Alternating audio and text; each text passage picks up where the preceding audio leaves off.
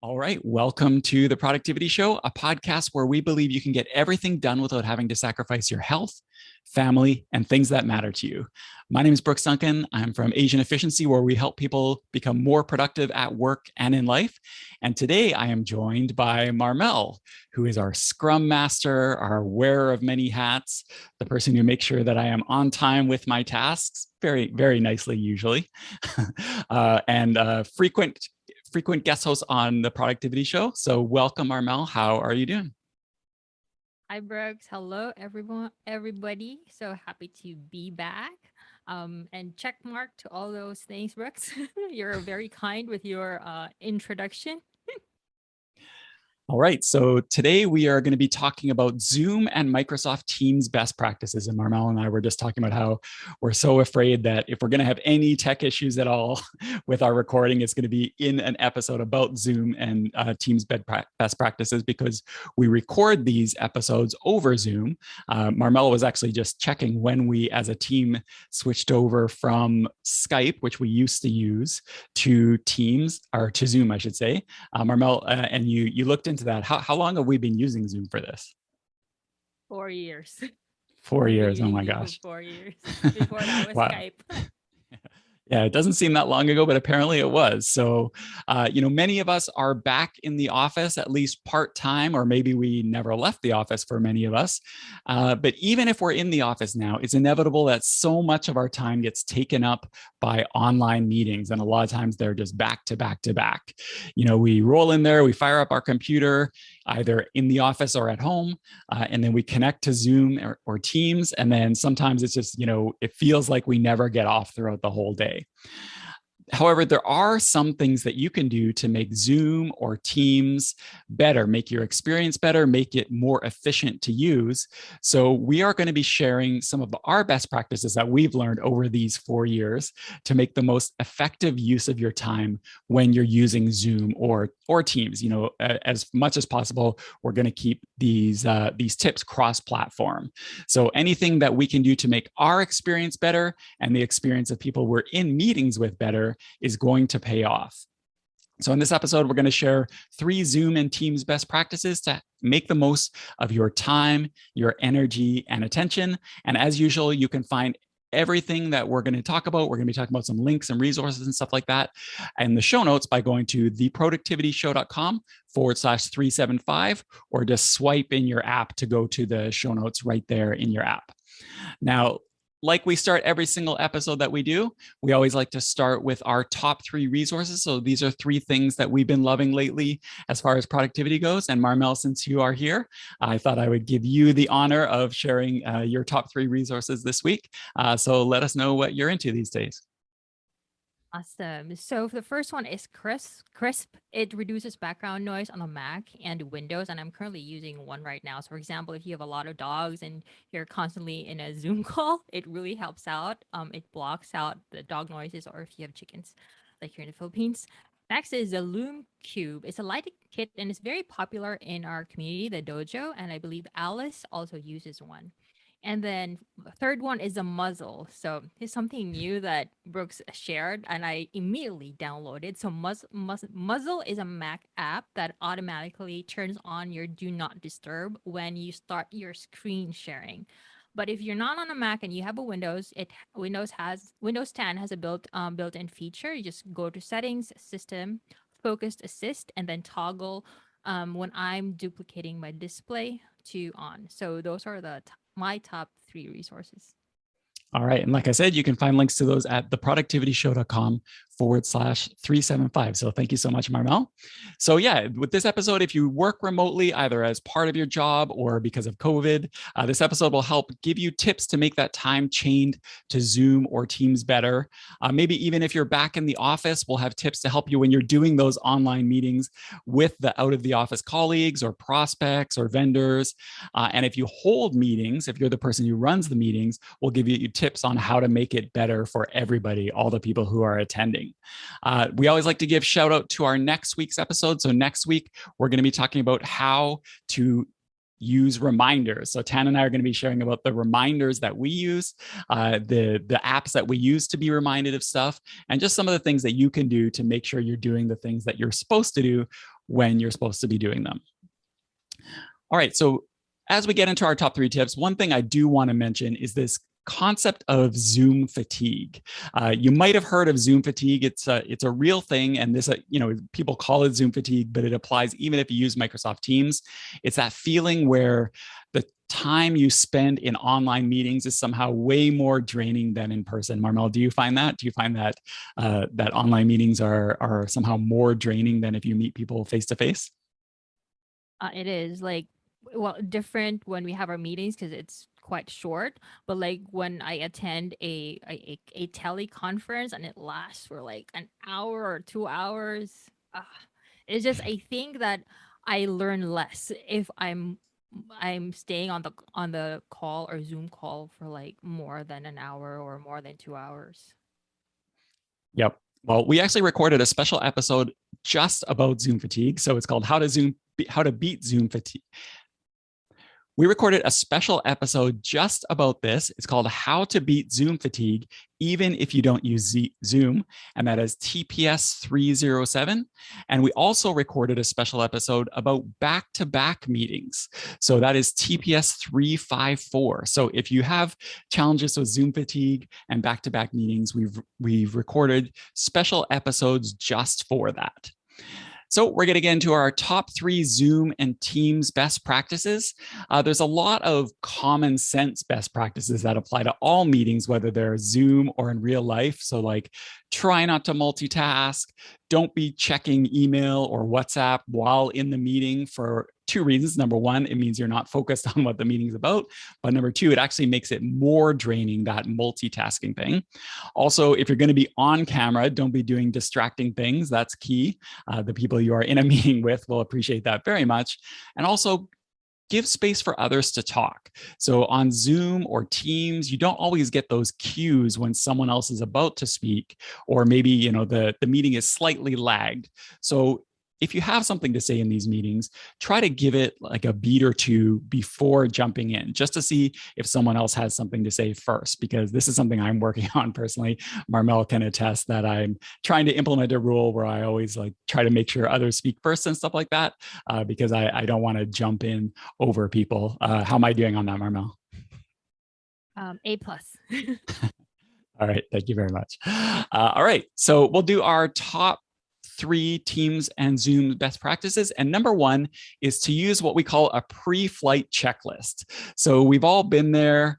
You're on a call with somebody and maybe their mic isn't working, or they have the wrong mic selected, or their camera's on and they didn't know, or it's on, but it's so dark you can't see anything. Or maybe you can hear like WhatsApp or Outlook pinging away in the background. So a pre-flight checklist or a pre-meeting checklist can help with this. It's a set of things that you make sure are set up and working before each meeting. So maybe you have some settings you need to flip, maybe it's some hardware you need to make sure is working. And really, this is a win-win situation for everybody. It helps prevent you looking bad, and it also saves people wasted time and annoyance as they have to tell you that they can't hear you, or they're just getting distracted. So a pre-meeting checklist is really, really helpful for this. And it doesn't have to be anything fancy. It could just be a post-it on the side of your monitor or a text file on your desktop. You don't have to like put it in a task management system or anything like that.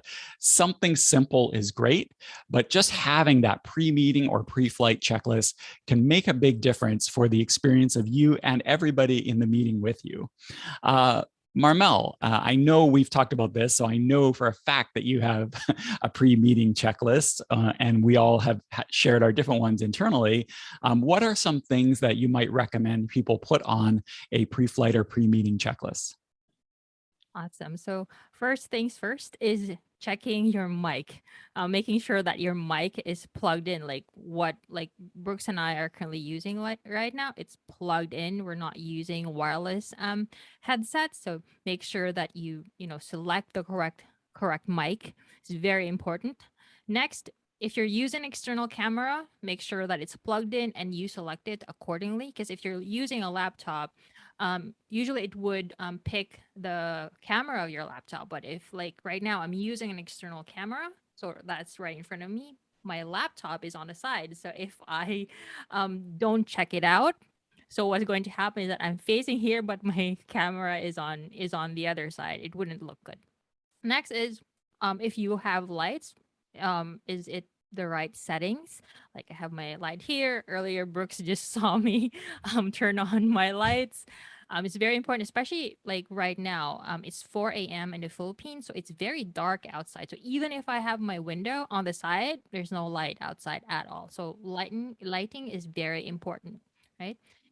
Next is your phone on silent mode, right? You don't want your phone to be ringing or dinging when you're in the middle of a video call, like right now.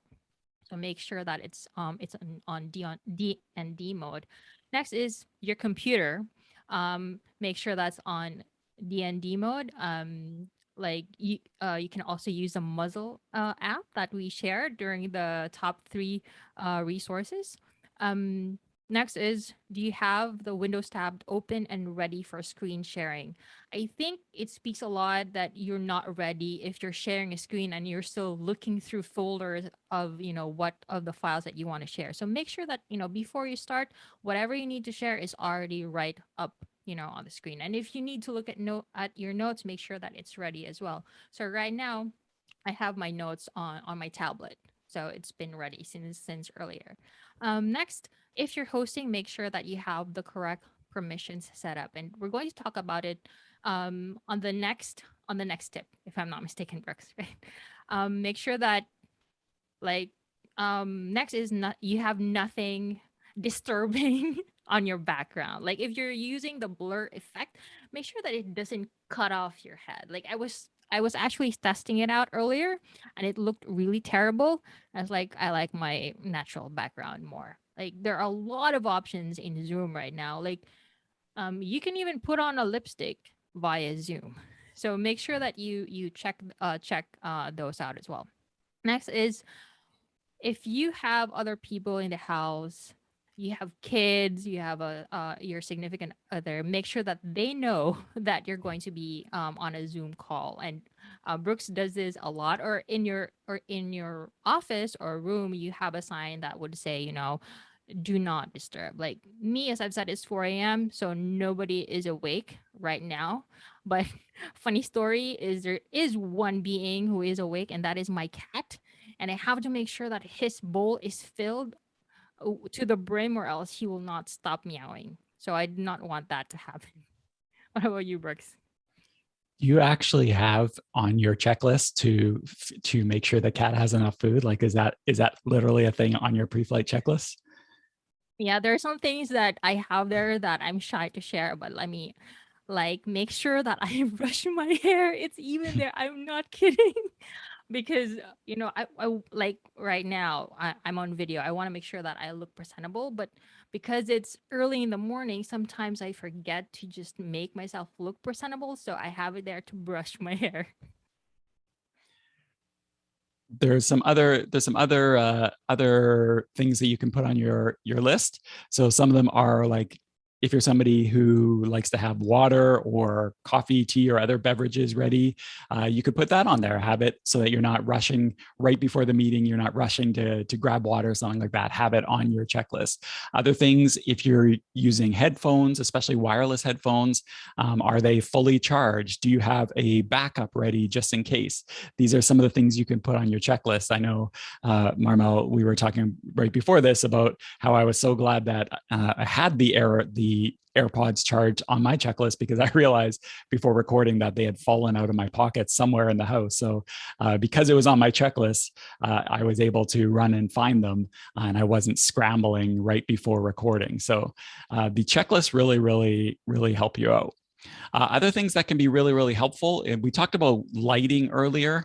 Yeah, we shared the Loom Cube, but of course, it's how do you set up your lighting as well. Dojo member Phil, who's here in the recording, shared some resources for us that is really, really helpful. So that we're going to include these videos in the show notes. So go to theproductivityshow.com/375 about how to make your webcam footage look better, and lighting with 1 to 4 different LED lights.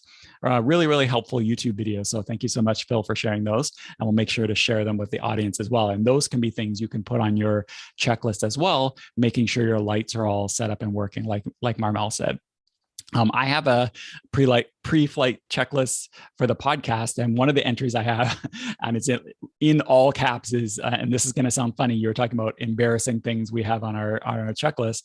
I have one that says, "Put mic in front of your face," because one time, and this happened years ago, we were recording a podcast, and I realized that I had the right mic set. I had all my settings correct and all that sort of stuff, but I had forgot to put the mic in front of my face. So it was recording me, but it was recording me from a couple feet away, which is where my mic normally is. So these are the sorts of things you can just add to your pre-flight checklist as you're going through.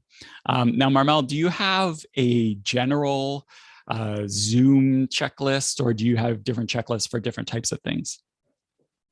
I actually have different checklists for different types of things because like right now for the podcast recording, the checklist is, longer than I would say like our usual or our daily huddle, right? So and that it evolves. For example, you mentioned earlier about the charging. So I have that in my checklist, but what I don't have in my checklist, and I just realized today, was checking my trackpad. And so a few minutes before our recording, I checked and it was at 4%. So my checklist is an evolving list. So I added it in just to make sure that I don't forget again. All right, so that's tip number one. Create your pre-flight checklist, and you'll have your own things to put on there.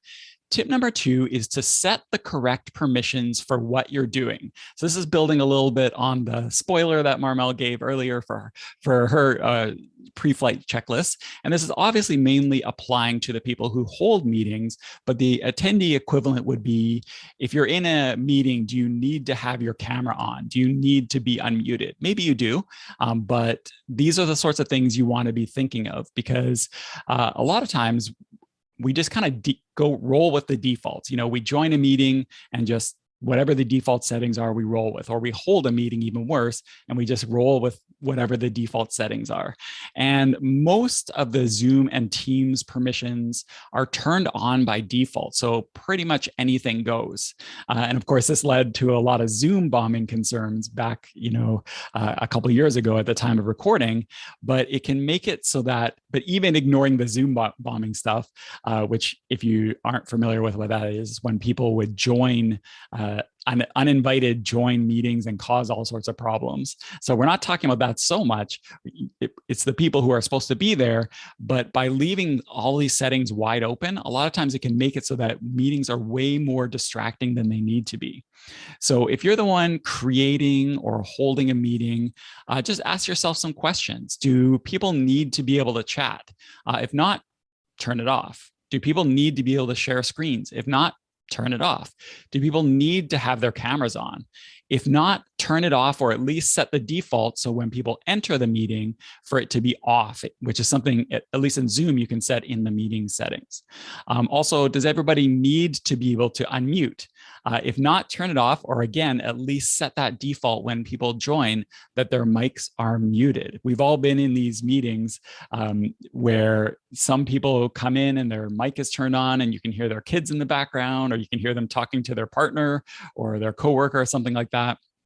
And really, in my mind anyway, the default for these things should be off, and then you can enable them if you need to. We're not saying always make all meetings camera off or all meetings muted. There's going to be some cases, like we said earlier, where you do want to be able to see everyone, but think about the purpose of your meeting and set it appropriately. Otherwise, what's going to happen is people get distracted by that one person who's in the background folding laundry or spinning their pen, or holding their cat on camera.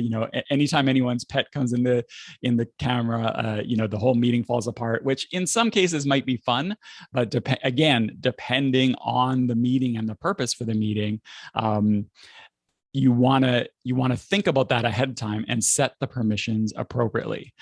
So what you could do is you could always have all of this turned by default off and just enable it on a case-by-case basis when somebody needs to share, unmute, or turn their camera on. So one thing you can do to kind of get around this is you could have a dedicated feedback and Q&A time in the meeting to compensate for that loss of in-person interaction, in-person face-to-face cues that we were talking about earlier, if you dedicate time in your meeting for like comments or Q&A, that can really help compensate for the lack of cameras on. Also, what I've read is that we talked about Zoom fatigue earlier. One of the biggest contributors to Zoom fatigue is having your cameras on. So again, if you're somebody who really needs the camera on, like maybe it's a small focused collaborative meeting, then sure, have them on. But think about trending towards camera off if you can get away with it, because it makes it a lot less distracting, but also it makes it a lot easier on the people in the meeting. And we'll have a link to a study by Stanford where they talk about this research that is starting to come together of Zoom fatigue, including on cameras. Now, Marmel, I know at AE we have a combination of cameras on and camera off meetings. We kind of have both types. So maybe you can talk us through a little bit about what the decision point is for camera on and camera off meetings. Yeah, so because we are, we're a small team, so in our daily huddle, it's really camera off. And then once a week when we do our weekly meeting, wherein we talk about stats and all, that's when we turn on our videos, and we agreed on it as a team.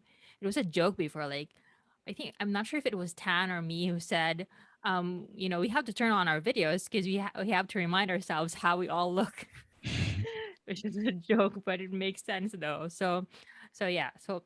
But when we do recordings, like when we do DTDT or when we do podcast recordings, we actually have a lot of the settings off. For example, we mute everyone when they come in, because again, we want to focus. And then for those in the dojo or members of our TPS Plus, there is a Q&A portion at the end wherein everybody is unmuted and can freely talk.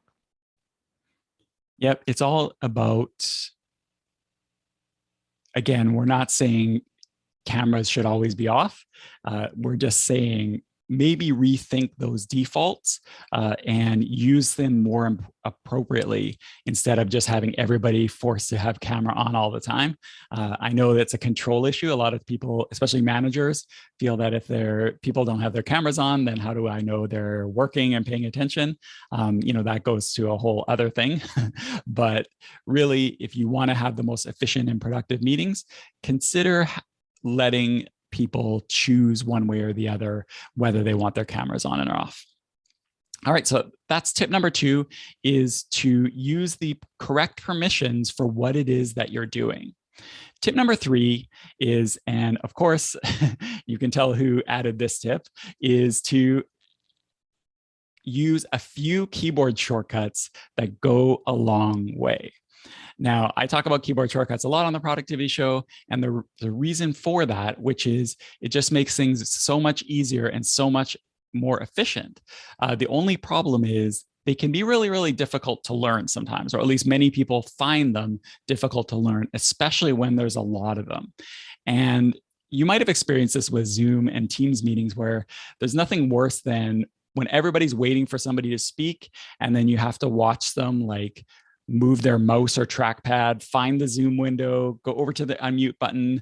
They may or may not click it correctly, and then finally start talking. Like there's always these delays, which is frankly adds to the Zoom fatigue. And also it just makes these meetings go on longer than they need to, because there's all this like clicking and moving around. The thing about it is there's lots of keyboard shortcuts in Zoom and in Teams. You really don't need to learn all of them, or even most of them, frankly. There's just a few key keyboard shortcuts that if you learn them, it will really make your use of Zoom or Teams better. So I'm going to start with our favorite. I know this is definitely my favorite keyboard shortcut, and I'll see if it's yours as well, Marmel. I think you know what I'm going to say, and that is the space bar. And I'm ashamed to say that this actually took me a long time to learn this one. Like Marmel says, we've been using Zoom for 4 years. It's really just in the last maybe 6 months that I've really started using this one in earnest. And now I use it every single day. So what the spacebar does is in Zoom, if you hold down the spacebar, it will temporarily mute or unmute you. So if you are muted on a call, which I just said that we should probably think about all being muted or unmuted by default, muted by default, I should say. If you wanted to contribute something, but you don't necessarily need to go like find the unmute button, unmute yourself, et cetera, just hold down the space bar, say what you need to say, let go, and you're muted again. And on the flip side of that, if you happen to be unmuted, but maybe all of a sudden like the yard people are going by making noise, you can hold down the space bar, it will mute you. And then once you're let go, it will unmute you. So that's Zoom. Teams is pretty much the same, except, well, it has the same function, the mute and unmute. It's just you don't hold it down, you just tap it. So tap the space bar and it mutes you, and then tap it again and it unmutes you, and vice versa. So I like Zoom because then it feels like you're using a walkie-talkie when you do it. But that is my favorite Zoom and Teams shortcut. How about you, Marmel? Definitely the space bar. +1 for that.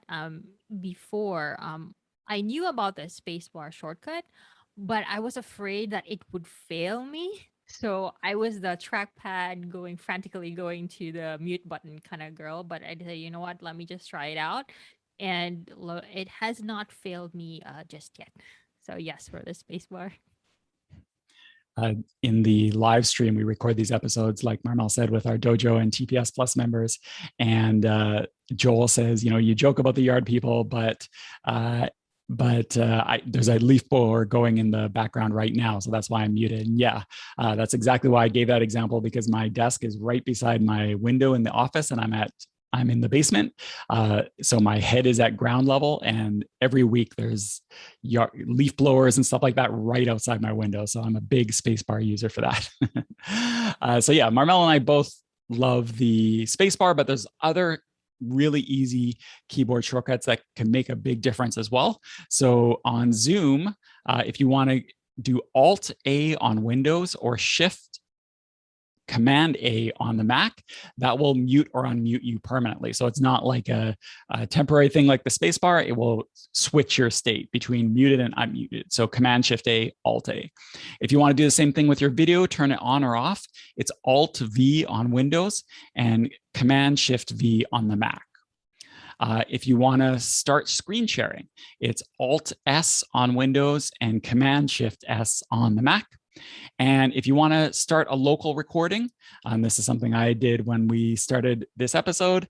I started the recording in Zoom. So it's Alt R on Windows and Command Shift R on the Mac. And finally, if you're the host, obviously you can't do this if you're just an attendee, but if you're the host, you can hit Alt M on Windows and Command Control M on the Mac, and that will just mute everybody. So I've been on lots of Zoom meetings, not internal to AE, thankfully, but sometimes you go to like a community organization or something like that. They're holding a Zoom, a public Zoom, and there's so many times I wish the host would just do the Alt M just to mute everybody, because it's a really good tactical way to just mute everybody. The equivalents on Teams, muting and unmuting is Control Shift M on Windows and Command Shift M on the Mac. Video is Control Shift O on Windows and Command Shift O on the Mac. Screen share, Control Shift Space is on Windows and Command Shift Space on the Mac. And finally, Marmel was talking about the background blur earlier. There's actually a keyboard shortcut for that. So that can be really helpful if all of a sudden something comes into your background that you don't necessarily want people to see. You just hit Control Shift P on Windows or Command Shift P on the Mac, and that will automatically turn on or off background blur. So yeah, spacebar, again, totally my ride or die keyboard shortcut. I take all of these keyboard shortcuts to an extreme. I actually don't usually do them on the keyboard. I take it to a super nerdy next level using a device called the Stream Deck, which is a device sitting on my desk, which has buttons that you can map to Zoom and Teams. So I have a link in the show notes to a blog post where I talk about how I do that. But for most normal people, just learning one or two keyboard shortcuts can really, really make a big difference for when you're using Zoom. How about you, Marmel? You talked about using the space bar. Is that pretty much your go-to for Zoom, or do you use any other ones?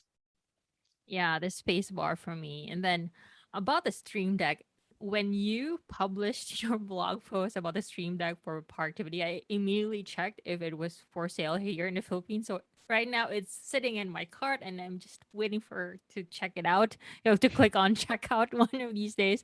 But I really wanna they have like I think the 6 buttons, if I'm not mistaken. So yeah, I'm really thinking about that one. Yep, there's 6, 15, and 32. I have the 15, but there's many times I'm starting to wish I had the 32, frankly. Some other shortcuts. Phil in the Dojo live stream gives a great example on the Mac, and I believe there's a Windows equivalent, but I can't remember what it is off the top of my head, where you can just set do not disturb mode right with the keyboard shortcut. So option click on the little what's it called, notification area will turn on do not disturb mode, and you can even assign a keyboard shortcut to that as well on the Mac. And I believe there's one for Windows as well. I'm sure we'll hear what it is because it just totally escaped my memory right now of how to turn on do not disturb mode in Windows using the keyboard. Awesome. So I think those are the top 3 tips that we have, Brooke. So, where do you think someone should start if they want to implement some of these Zoom tips or Teams tips? Yeah, of the 3 tips that we talked about, so using a pre-flight checklist, setting the correct permissions for what you're doing, and a few keyboard shortcuts go a long way. I would say learn to use the spacebar would be probably the easiest one, but probably where you want to start and where you're going to get the most value is for creating your pre-flight checklist. So making a checklist of the things that you want to do when you start or attend each meeting will really make your life easier going forward, and it will just make you look better and save everybody else time and hassle and annoyance as well. So our next episode, as a reminder, we're going to be talking about how we use reminders. So Tan and I will be sharing what kind of reminders we do and how we use them. And then for the show notes, remember you can get links to everything that we talked about, including that Stream Deck article that Marmel was talking about at theproductivityshow.com/375. So thank you for joining me, Marmel, and thanks for you for listening. And thank you again, and we will see you next Productive Monday.